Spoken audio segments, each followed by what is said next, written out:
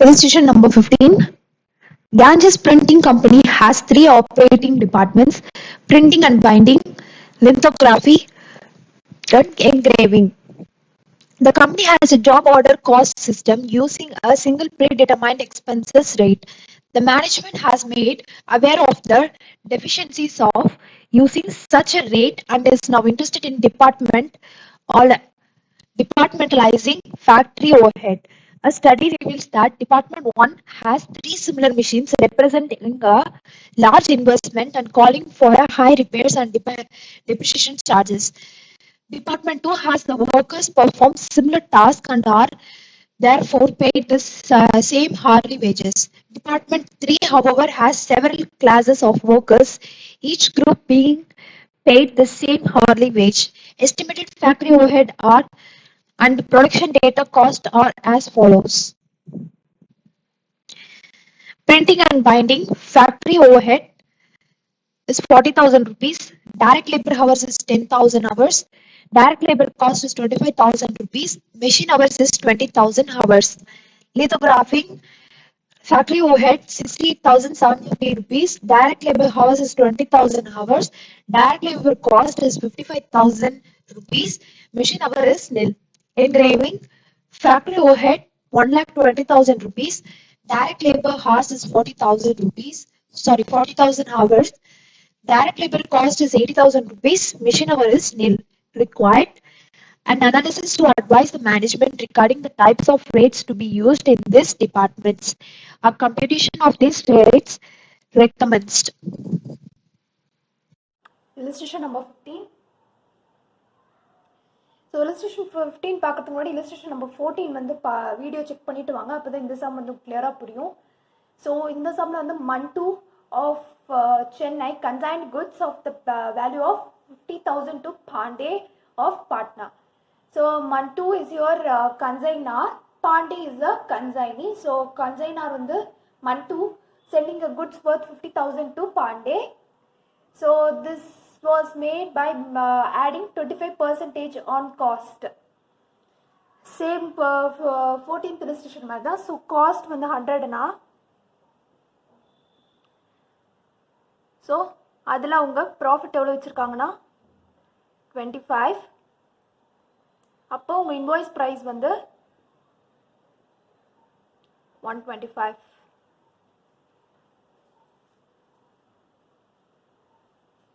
Next, month two paid 2,500 for freight and 1,500 for insurance. So on the goods 50,000 value of goods வந்து transact பண்ணுறாங்க. So transact பண்ணுறதுக்காக freight charges incur பண்ணிக்காங்க 2,500. அதுக்கப்புறம் அந்த குட்ஸுக்கான insurance 1,500 வந்து incur பண்ணியிருக்காங்க as expenditure. During transit, 1/10 of the goods were totally destroyed by fire, which is nothing but a abnormal loss. Sum of 2,400 was realized from the insurance company. So insurance company வந்து 2,400 rupees claim வாங்கியிருக்காங்க. On arrival of the goods, Pandey paid 1,800 as carriage to godown. So Pandey is the consignee. So consignee வந்து 1,800 rupees வந்து expense incur பண்ணிருக்காங்க as carriage to godown. During the year ended 30th June 2013, Pandey paid 3,600 for godown rent and 1,800 for selling expenses. These both are recurring expenses. 1/9 of the remaining goods were destroyed by fire in godown. Nothing was recovered from the insurance company. So again வந்து 1/9 of the goods வந்து destroy ஆயிருக்கு. ஆனால் இதுக்கு வந்து இந்த insurance கிட்டேருந்து எதுவுமே recover பண்ண முடியல. Next Pandey sold off of the original goods for, so அதில் ஆஃப் குட்ஸ் வந்து சேல் பண்ணியிருக்காங்க. எவ்வளோனா 30,000 rupeesக்கு சேல் பண்ணியிருக்காங்க. Charge commission of 5% on sales. This is ordinary commission. Pandey sent a bank draft to Mantu for the amount so far due from him. So you are required to prepare a ledger accounts in the books of consignor account for the year ended. Consignment account, I have to prepare a consignee account and goods destroyed by fire account. Okay, so working noteல இருந்து start பண்ணலாம். So இந்த கொஸ்டினில் பார்த்தீங்கன்னா quantity of goods எவ்வளோன்றத mention பண்ணல, just values மட்டும் தான் mention பண்ணியிருக்காங்க. So அதனால நம்ம அசம்ஷன் வச்சு தான் நம்ம இங்கே போட போகிறோம். So okay, let us assume that month 2 the consignor sent the goods of 100 goods வந்து சென்ட் பண்ணாருன்னு வச்சுக்கலாம். So month 2 sent 100 goods to Pandey. So invoice okay 100 goods கொடுத்திருக்காருன்னு நம்ம அசியூம் பண்ணிக்கலாம். ஓகே, ஸோ அதில் 1/10 வந்து this is the number of goods. நான் இப்படியே இருக்கிறேன், number of goods sent 100ன்னு அசியூம் பண்ணிக்கலாம். let us assume 100. ஏன்னா நமக்கு யூனிட்ஸ் வந்து இதில் கொடுக்கல. So let us assume the goods here month 2 sent to Pandey is 100 யூனிட்ஸ்ன்னு வச்சுக்கலாம். lost by fire 1/10ன்னு சொல்லியிருக்காங்க. 1/10னா 100ல 1/10 of 100ன்னு அசியூம் பண்ணிக்கலாம். ஸோ இந்த 100 குட்ஸ் சென்ட் பண்ணிக்கான்னு அசியூம் பண்ணல, அதில் 1/10னா ஸோ அதில் 1/10 வந்து லாஸ் ஆயிருக்கு. ஸோ எவ்வளோ 10 குட்ஸ் வந்து லாஸ் ஆயிருக்கு. ஸோ ரிமைனிங் குட்ஸ், ஸோ இந்த லாஸ் ஃபயரில் லாஸ் ஆனது போக மிச்சம் நம்மகிட்ட எவ்வளோ குட்ஸ் இருக்கு, 90 goods is remaining with us. Next again வந்து கன்சைனி சைடில் 1/9 வந்து லாஸ் ஆயிடுச்சு due to fire in godown. So திரும்பவும் லாஸ் பை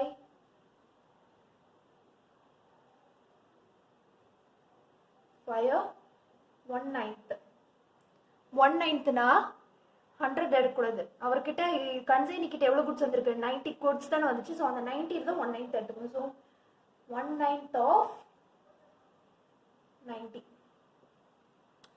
90ல 1/9னா 10. நெக்ஸ்ட் ஸோ இன்னும் எவ்வளோ குட்ஸ் வந்து is away how many goods is left with available for sale, left with consignee or the remaining goods available for sale எவ்வளோனா 90ல இந்த 10 வந்து loss ஆயிடுச்சுன்னா 80 goods remaining இருக்கு. அதில் வந்து சேல் நடந்திருக்குன்னு சொல்லியிருக்காங்க. ஸோ இந்த ஒன் செகண்ட் நான் கொஸ்டின் ரெஃபர் பண்ணிடுறேன். பாண்டே sold of of the original குட்ஸ்ன்னு சொல்லியிருக்காங்க. ஒரிஜினல் குட்ஸ்னா எது, this goods actually sent by the month 2. Original குட்ஸ்னா 100. வேணும்படி ஆஃப் ஆஃப் த குட்ஸ்ன்னு சொல்லியிருந்தாங்கன்னா நம்ம இந்த தான் நம்ம எடுத்திருப்போம். ஐ மீன் இதான் நம்ம எடுத்திருப்போம்.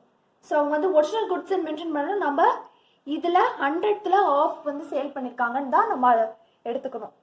ஏன்னா ஆஃப் ஆஃப் த ஒரிஜினல் குட்ஸ்ன்னு கொடுத்துருக்காங்க. So sold by consignee of the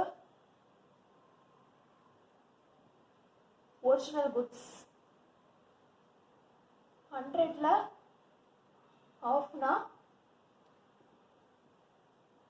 50 தான் ஆக்சுவலாக அவர் சேல் பண்ணியிருக்காரு. ஸோ இவ்வளோ அவைலபிளாக அவர்கிட்ட இருந்திருக்கு, அதில் 50 சேல் பண்ணிட்டாருன்னா unsold stock is 80ல 50 போச்சுன்னா 30. ஸோ 30 யூனிட்ஸ் தான் அவர்கிட்ட அன்சோல்டாக இருக்குது. This is nothing but closing stock. Okay, so இப்போ இன்வாய்ஸ் அடுத்து இப்போ நம்ம இன்வாய்ஸ் ப்ரைஸ் பர் குட் வந்து நம்ம கண்டுபிடிப்போம், per good or unit. So இப்போ எவ்வளோக்கு வந்து இவங்க கொடுக்குறாங்க, மந்த் வந்து பாண்டேக்கு 50,000 வேல்யூ ஆஃப் குட்ஸ் கொடுக்குறாங்க. ஆனால் அது வந்து இன்வாய்ஸ் ப்ரைஸில் காஸ்ட் ப்ளஸ் 25% வந்து கேட் பண்ணி கொடுத்துருக்காங்க. So that amount is this. So இதில் நம்ம டிவைடட் பை எவ்வளோ யூனிட்ஸ்ன்றது நம்ம எவ்வளோ அசியூம் பண்ணிக்க சொன்னோம், 100 வந்து அசியூம் பண்ணிக்க சொன்னோம் sir, divided by 100. So per unit, அதாவது பர் குட்டோட இன்வாய்ஸ் ப்ரைஸ் வந்து எவ்வளோனா 500. ஓகேவா? இப்போ இதுக்கு இன்வாய்ஸ் ப்ரைஸ் கண்டுபிடிச்சிட்டோம். ஆனால் actual price is nothing but cost price எவ்வளோ நம்ம பர் ஆர்டிக்கல் தெரிஞ்சுக்கணும். So cost price per good, cost price per குட்னா ஒன்றுமே கிடையாது. ஸோ இங்கே 500 கண்டுபிடிச்சோம் இல்லையா? ஸோ இந்த 500 இன்வாய்ஸ் ப்ரைஸில் இன்டூ நம்ம காஸ்ட் வந்து எவ்வளோன்னு கண்டுபிடிச்சோம். காஸ்ட் அதாவது ப்ராஃபிட் வந்து 25 இருந்தால் என்னோட காஸ்ட் 100 இருந்தால் அப்போ என்னோட இன்வாய்ஸ் ப்ரைஸ் வந்து 125 இருக்கும். அப்போ காஸ்ட் வந்து 100ன்னு எடுத்துக்கேன். ஸோ என்னோட இன்வாய்ஸ் 125, இந்த இன்வாய்ஸ்க்கு வந்து 500 பர் ஆர்டிக்கல் தெரியும். ஆனால் என்னோட 100க்கு வந்து எவ்வளோன்னு தெரியாது. ஸோ இதுக்கு வந்து இது ஒரிஜினல் இந்த காஸ்ட் ப்ரைஸ் கண்டுபிடிக்கணும்னா இன்டூ 100 போட்டேன்னா, ஸோ இந்த 100 தான் நான் இங்கே போட்டிருக்கேன். ஸோ இது போட்டேன்னா 5 டைம்ஸ் இருக்கும்.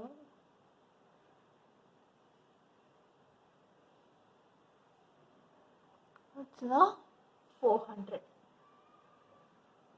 ஸோ 400 தான் என்னோட காஸ்ட் ப்ரைஸ். அதில் ஆனால் இவங்க இன்வாய்ஸ் ப்ரைஸை 500 வச்சுருக்காங்க. ஸோ அப்போது லோடிங்னா என்னன்னு சொன்னேன், invoice minus cost price. So இன்வாய்ஸ்க்கு காஸ்ட் ப்ரைஸ்க்கு உள்ள டிஃப்ரென்ஸ் அமௌண்ட்டு தான் லோடிங் சொல்லுவோம். ஸோ இந்த காஸ்ட் ப்ரைஸ் 400னா அதில் எவ்வளோ ருபீஸ் வந்து அவங்க வச்சு கான்சைனி கொடுத்துருக்காங்க, 100 rupees. ஏன்னா ரெண்டுத்துக்கு டிஃப்ரென்ஸ் 100 rupees. ஸோ லோடிங் வந்து 100 rupees. ஸோ ஒவ்வொரு குட்ஸுக்கும் 100 rupees மேலே காஸ்ட்டு வந்து இதுக்கு 400 rupeesனா அதுக்கு வந்து 100 rupees மேலே காஸ்ட் கொடுத்து கன்சைனிக்கு சென்ட் பண்ணியிருக்காங்க இந்த குட்ஸ் எல்லாம். நெக்ஸ்ட் வேற என்ன இன்ஃபர்மேஷன்?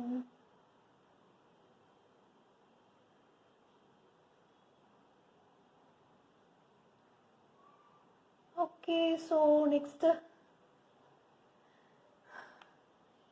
டியூரிங் டிரான்சிட் அப்போ 1/10 ஆஃப் த குட்ஸ் போச்சு இல்லையா? ஸோ அதுக்கு ஒரு கேல்குலேஷன் போடணும். நெக்ஸ்ட் இந்த 1/9 ஆனதுக்கு அதுக்கு அந்த valuation of goods lost in godown இது டியூரிங் டிரான்சிட் தனியாக போடணும். குடவுனில் ஃபயர் ஆக்சிடென்ட் லாஸ் பண்ணதுக்கு தனியாக போடணும். அப்புறம் இது ரெண்டுத்துக்குமான இதுக்கான லோடிங்கும் நம்ம வந்து கேல்குலேட் பண்ணணும். ஓகே, ஸோ நான் இங்கேயே கேல்குலேட் பண்ணிடுறேம்மா. ஓகே, நான் இதை எரேஸ் பண்ணிக்கிறேன்.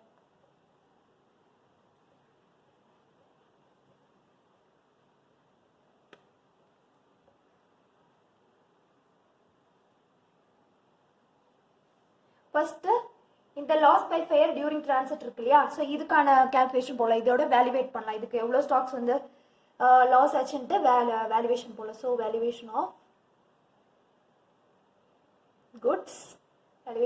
Goods lost in transit.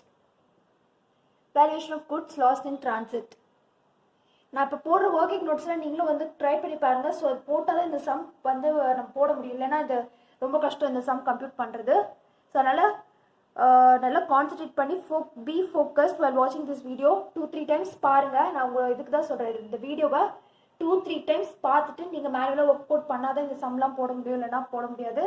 அதுக்கு முன்னாடி இந்த சம்மை மக்கப் பண்ணாதீங்க. Just learn the logic behind this sum, அதுக்கப்புறம் ஒர்க் அவுட் பண்ணுங்கள்.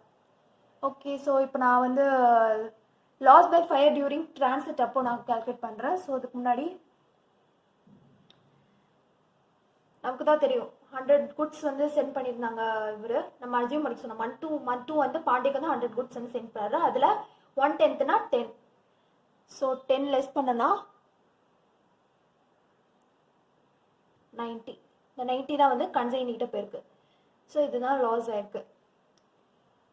ஸோ போட ஆரம்பிச்சிடலாம். வேல்யூ ஆஃப் குட்ஸ் சென்ட் எவ்வளோ? 50,000. Value of goods has been sent. நமக்கு குவான்டிட்டி கொடுக்காதனால நம்ம வந்து 100ன்னு அசியூம் பண்ணியிருக்கோம். வேல்யூ வந்தது. அதுக்கப்புறம் வந்து கன்சைனரோட கன்சைனர்ஸ் எக்ஸ்பென்சஸ் எவ்வளோ எக்ஸ்பென்சஸ் இன்கர் பண்ணிக்கானா 4,000. டோட்டலாக 54. this 54 is for this 100க்கு ஆனால் நமக்கு 10 லாஸ் ஆச்சு இல்லையா, அதுக்கான வேல்யூ தெரியாது. ஸோ அதுதான் நம்ம கண்டுபிடிக்கணும். So 54 into 10 divided by 100. So போட்டனா I get 5400.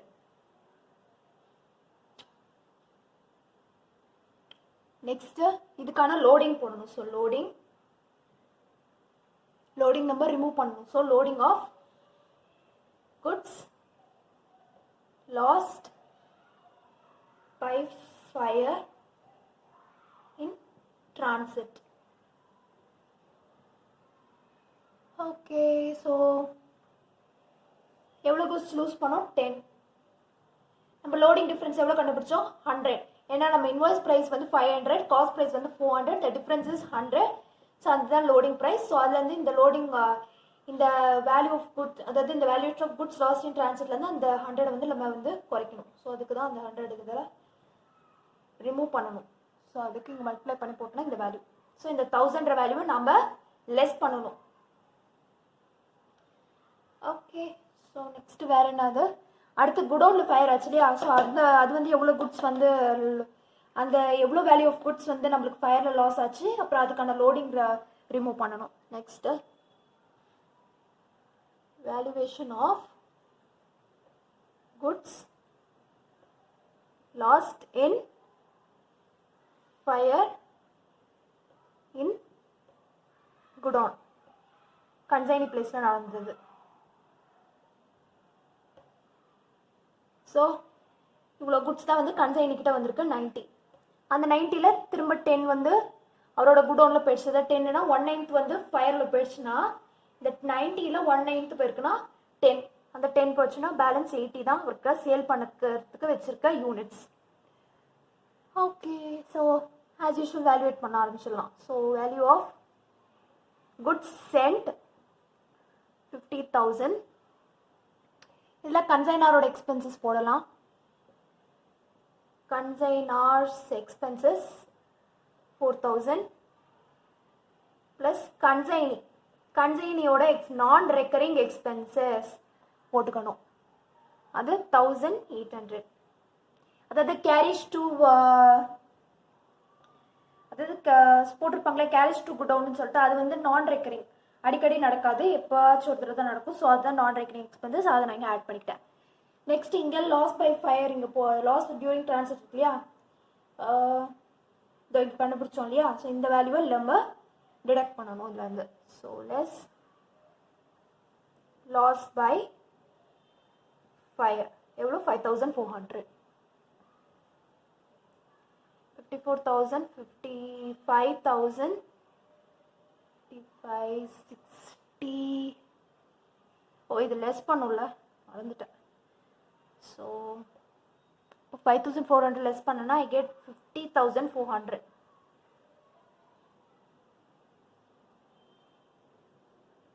இது 90க்கான குட்ஸோட வேல்யூன்னு தெரியும். ஆனால் நான் ஃபயரில் குடோனில் லூஸ் பண்ணேன் இல்லையா, அதுக்கான வேல்யூ எனக்கு தெரியாது. ஸோ அந்த வேல்யூவை நான் கண்டுபிடிக்க போகிறேன். எப்படின்னா 5400 into 10 divided by 90 போட்டனா I get 5600. இதுக்கான லோடிங் போடலாம். ஸோ இதுக்கான லோடிங் நம்ம ரிமூவ் பண்ணோம்னா loading of goods lost by fire in godown. எவ்வளோ லூஸ் பண்ணிக்காங்க? 10 இன்ட்டு லோடிங் நம்ம எவ்வளோன்னு பார்த்தோம், 500 minus 400, 100. So into 100 same 1000.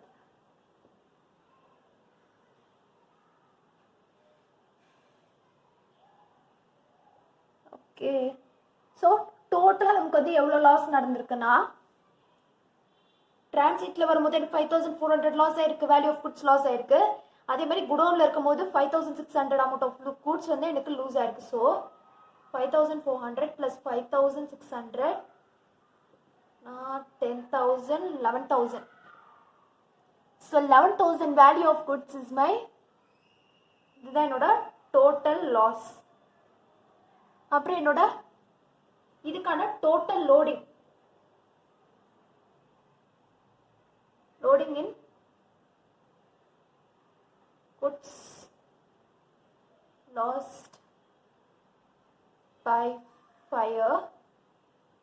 இந்த 1000 ஆட் பண்ணிக்கிட்டு இந்த 1000 ஆட் பண்ணா get 2000. ஸோ இவ்வளோ லோடிங் நடந்திருக்கு. ஸோ நம்ம இப்போ எல்லாத்துக்குமே வந்து ஒர்க்கிங் நோட் போட்டாச்சு. எல்லாத்துக்குமே போட்டோமா? இன்னும் க்ளோசிங் ஸ்டாக் நம்ம வேல்யூவேஷன் பண்ணோம்ல, வேல்யூவேஷன் ஆஃப் க்ளோசிங் ஸ்டாக் போட்டோம்னா முடிஞ்சுது. So valuation of closing stock போட்டோன்னா எவ்வளோ குட்ஸ் அன்சோல்ட் பண்ணிருக்கோம் இல்லையா? ஸோ இந்த 30. ஸோ இதுக்கான வேல்யூவேஷன் போட்டோம்னா நம்ம ஒர்க்கிங் நோட் முடிஞ்சிச்சு. அதுக்கப்புறம் நம்ம கன்சைன்மெண்ட் அக்கௌண்ட்டில் ஒர்க் பண்ண ஸ்டார்ட் பண்ணிடலாம். ஸோ இது உங்களுக்கு புரிஞ்சிருக்கும்னு நினைக்கிறேன். புரியலன்னா வீடியோ ரிவைண்ட் பண்ணி பாருங்கள். ஸோ நான் இதெல்லாம் எரேஸ் பண்ணிக்கிறேன். நான் இங்கிருந்து எரேஸ் பண்ணிக்கிறேன். டோட்டலாக அன்சோல்டு குட்ஸ் வந்து 13 கண்டுபிடிச்சிருக்கோம். ஸோ அதுக்கான வேல்யூ நம்ம பார்க்க போகிறோம்.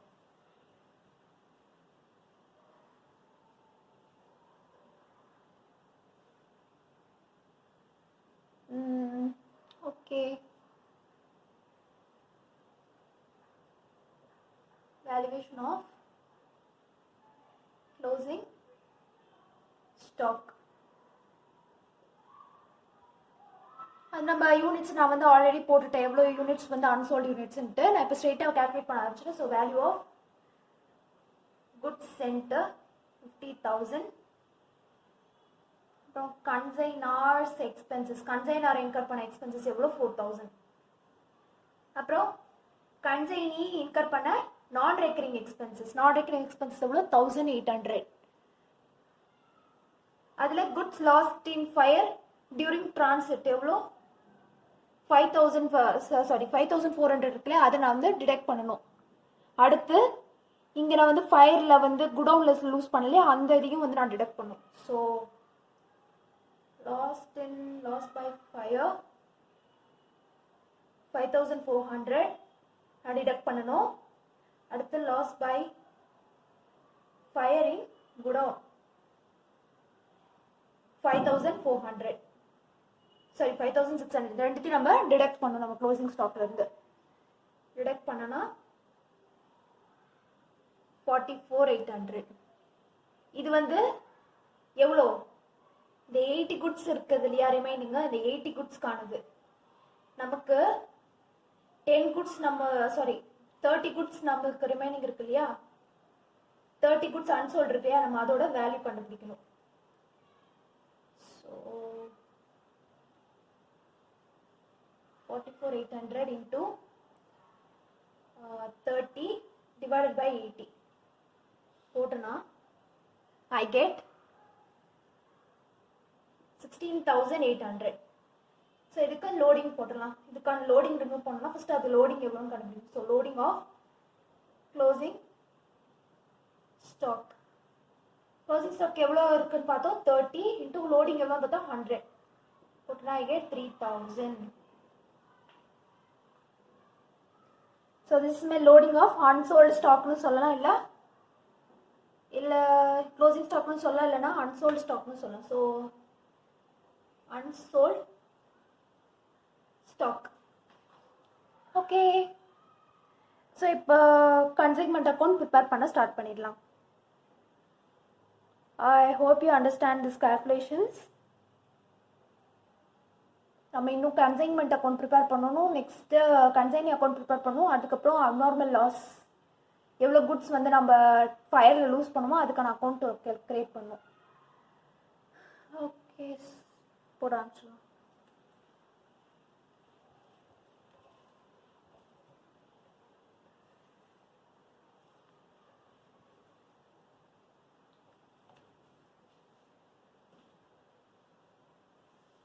ஸோ இந்த புக்ஸ் ஆஃப் கன்சைனார்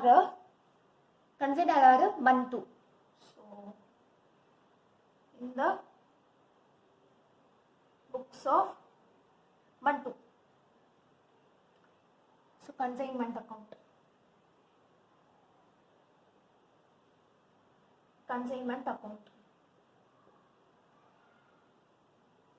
டெபிட் சைடில் நான் ஆரம்பிக்கிறேன். ஸோ கன்சைனர் வந்து எவ்வளோ குட் சென்ட் பண்ணாரு. So good sent on consignment, good sent on consignment எவ்வளோனா 50,000. நெக்ஸ்ட் கன்சைனர் இன்கர் பண்ண எக்ஸ்பென்சஸ். ஸோ பேங்க் அக்கவுண்ட்,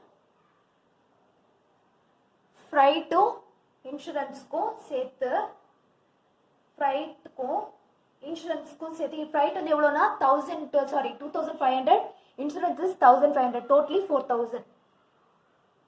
நாங்கள் சேர்த்து போட்டுக்கிறேன், நீங்கள் வேணும்னா தனித்தனியாக போட்டுக்கலாம். ஃப்ரைட் 2,500, இன்சூரன்ஸ் 1,000, அந்த மாதிரி 1,500 போட்டுட்டு அவுட்டர் காலத்தில் 4,000 அந்த மாதிரியும் போடலாம். நெக்ஸ்ட்டு கன்சைனி இன்கர் பண்ணார் இல்லையா, அந்த எக்ஸ்பென்சஸும் நம்ம போடணும். ஸோ டூ கன்சைன் யாரு, பாண்டே. ஸோ நான் பின்னு போட்டுக்கிறேன். B account, carriage inward, it's a non-recurring expenses for consignee. How much? 1,800. Next, godown rent. Godown rent வந்து 3,600. Next, selling expenses. So selling expenses is 1,900. Okay, so இதெல்லாம் ஆட் பண்ணா 7,300 வருது. ஸோ கன்சைனியோட expenses 7,300 வருது. Next commission to piece account. Commission வந்து எவ்வளோ சொல்லியிருக்காங்கன்னா 5% சொல்லியிருக்காங்க. 5% on total sales. 5% on total sales எவ்வளோ, 30,000க்கு சேல் பண்ணியிருக்காரு. ஸோ 30ல் 5%னா 15ல் 2 0, ஸோ 1,500. நெக்ஸ்ட் கிரெடிட் சைடில் போடலாம். By sales made by consignee எவ்வளோனா, எவ்வளோ சேல்ஸ் ப்ரொசீட் வாங்கியிருக்காரு, 30,000க்கு சேல் பண்ணியிருக்காரு. நெக்ஸ்ட்டு குட்ஸ் வந்து டிஸ்ட்ராய்ட் பை ஃபயர் இருக்கு இல்லையா, அதை நம்ம போடணும். குட்ஸ்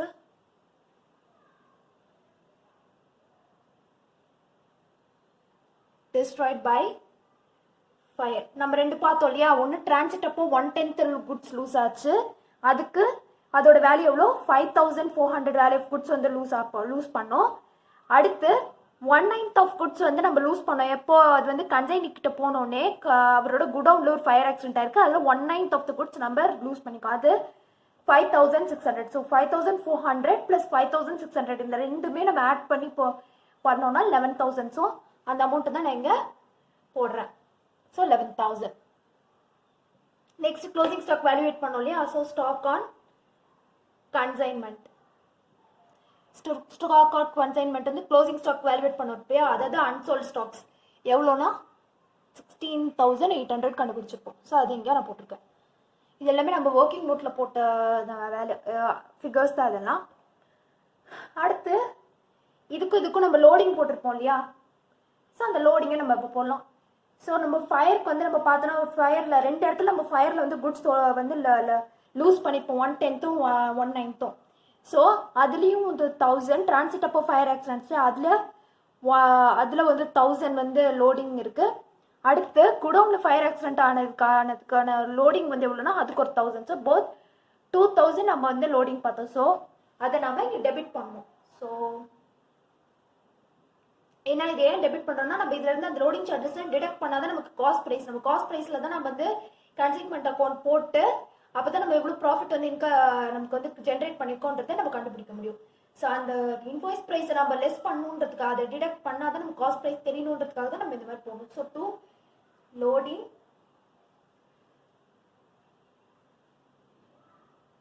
பேக்கெட்டில் போட்டு குட்ஸ் சென்ட், சாரி இப்படி வராது, goods destroyed by fire account எவ்வளோ 2,000, அதில் ஒரு 1,000 ரெண்டு சேர்த்து 2,000. அடுத்து இந்த சைடில் நமக்கு குட்ஸ் இங்கே சென்ட் பண்ணாங்க இல்லையா, ஏதோ மிஸ் ஆகுற மாதிரி இருக்கே, ஏதோ தப்பு பண்ண மாதிரி தோணுது. இல்லை கரெக்டாக தான் போட்டிருக்கேன். நெக்ஸ்ட்டு குட்ஸ் நம்ம இங்கே சென்ட் பண்ணோம் இல்லையா, அதுக்கான அதுக்கான லோடிங் பண்ணணும். So goods sent on consignment, அதுக்கான loading. So goods sent on consignment, அதுக்கான லோடிங். ஸோ இதுக்கான லோடிங் வந்து 50,000, the 50,000 value of goods into எவ்வளோ வந்து காஸ்ட் கூட வந்து ப்ராஃபிட் வந்து ஆட் பண்ணியிருக்காங்கன்னா 25 வந்து ஆட் பண்ணியிருக்காங்க. ஸோ 25, இந்த 25 தான் நம்ம கண்டுபிடிக்கணும். 125க்கு நமக்கு தெரியும், ஆனால் இந்த 25க்கானது நம்ம கண்டுபிடிக்கணும். ஸோ 25 கூட போட்டோம்னா இது கேன்சல் ஆகிடும். ஸோ 10,000.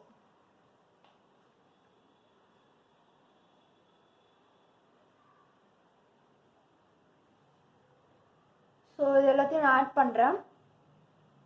30, 40, 50, 60, 67, 67, அப்புறம் இந்த 800 ஆட் பண்ண 67, 800, 67, 800, 67, 800. இப்போ ப்ராஃபிட் வரணும் இல்லையா,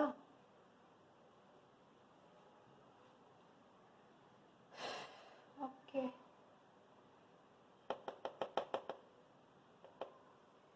இன்னொரு மறந்துட்டேன், நம்ம க்ளோசிங் ஸ்டாக்கு, அதாவது அன்சோல்ட் குட்ஸ்க்கான இதுவும் போடணும்ல. ஸோ அதை நான் மறந்துட்டேன், அதுவும் நம்ம போடணும். So loading on unsold stock எவ்வளோ 30ன்னு பார்த்தோம். 30 அன்சோல்டு யூனிட்ஸ் இருந்துச்சு, அதில் இன்டூ 100 நம்ம போட்டோன்னா 3,000. ஸோ 5,000, 6,500, 56,500, 60,500.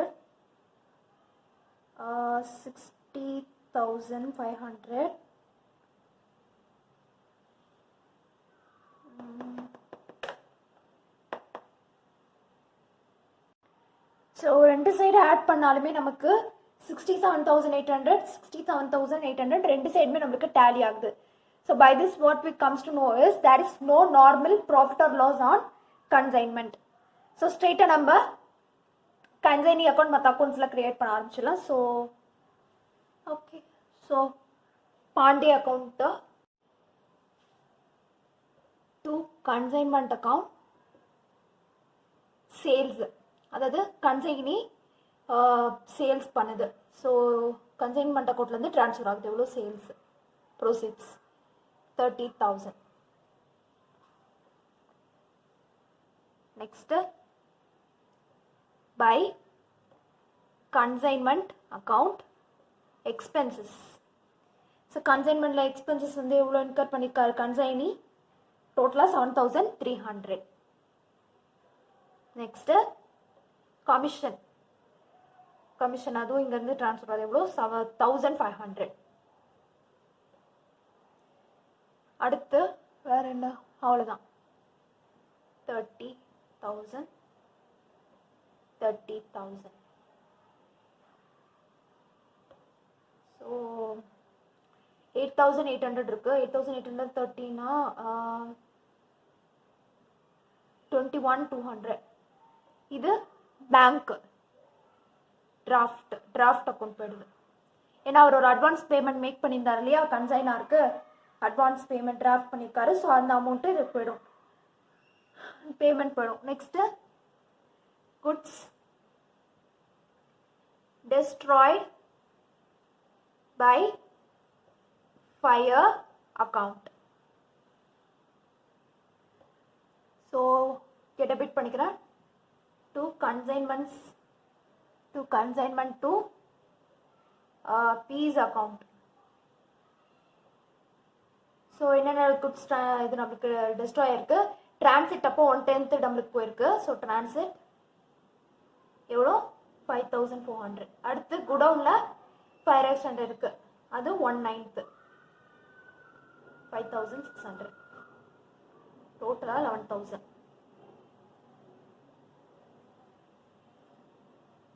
அப்புறம் இந்த சைடு இதுக்கான லோடிங் போடணும். ஸோ பை லோடிங் கன்சைன்மெண்ட் 2 நீங்கள் பீஸ் அக்கௌண்ட்டுன்னு போட்டுட்டு போடுங்க. நான் ஜஸ்ட் சிம்பிளாக லோடிங்னு போடுறேன். ஸோ லோடிங் எவ்வளோ, டிரான்சிட் அப்போ அதுக்கான லோடிங் 1000, குட்ஸுக்கு குடோனில் இருந்ததுக்கான லோடிங் 1000, ரெண்டு சேர்த்து 1000 + 1000 2000 நான் இங்கே போட்டுக்கிறேன். அடுத்து இந்த டிரான்சிட் அப்போ லாஸ் ஆச்சுல, அதுக்கான இன்சூரன்ஸ் கிளைம் வாங்கியிருக்காங்க. எவ்வளோ, 2400. ஆனால் குடோனில் நடந்த லாஸ்க்கு எந்த இன்சூரன்ஸ் கிளைமும் வரல. இன்சூரன்ஸ் கிளைம் ஸோ 4400ல் 11,000 போச்சுன்னா 4600, 6600 பை இந்த 6600 லாஸ் இருக்கு இல்லையா, இந்த லாஸ் வந்து நம்ம P&L அக்கௌண்ட்டில் ட்ரான்ஸ்ஃபர் பண்ணிடுவோம். So that's it, your illustration number 15 is over. கொஞ்சம் comprehensive on illustration, but ஆனால் புரிஞ்சிச்சுன்னா easy. Okay, so if you're new to this channel, please subscribe to my channel, like this video. உங்களுக்கு வேறு ஏதாவது video suggestions இருந்ததுன்னா please comment down below in the comment section. Subscribe பண்ணிங்களா தான் நான் என்னென்ன videos நான் புதுசாக ஏதாச்சும் போட்டேன்னா உங்களுக்கு வந்து நோட்டிஃபிகேஷன் வரும். அப்போ தான் நீங்கள் வந்து பார்க்கறதுக்கு படிக்கிறதுக்கு இன்னும் ஈஸியாக இருக்கும். ஏன்னா we don't have much time for exam time வரதுக்கு நிறையா இருக்குது. நமக்கு போர்ஷன் சிலபஸ் வேறு ஜாஸ்தியாக இருக்குது. ஸோ அதனால் நான் முடிஞ்ச அளவுக்கு ஸ்பீடாக முடிக்க பார்க்குறேன். நீங்கள் என்னோட சேனல் சப்ஸ்கிரைப் பண்ணி நோட்டிஃபிகேஷன் எனேபிள் பண்ணால் மட்டும்தான் உங்களுக்கு நான் ஆஸ் soon as நான் வீடியோ போட்டோன்னே உங்களுக்கு தெரிஞ்சுக்க முடியும். அப்போ தான் உங்களால் ஈஸியாக பார்க்க முடியும். Okay, so don't forget to subscribe to my channel. Okay, that's it. Your illustration number 15 is over. Bye.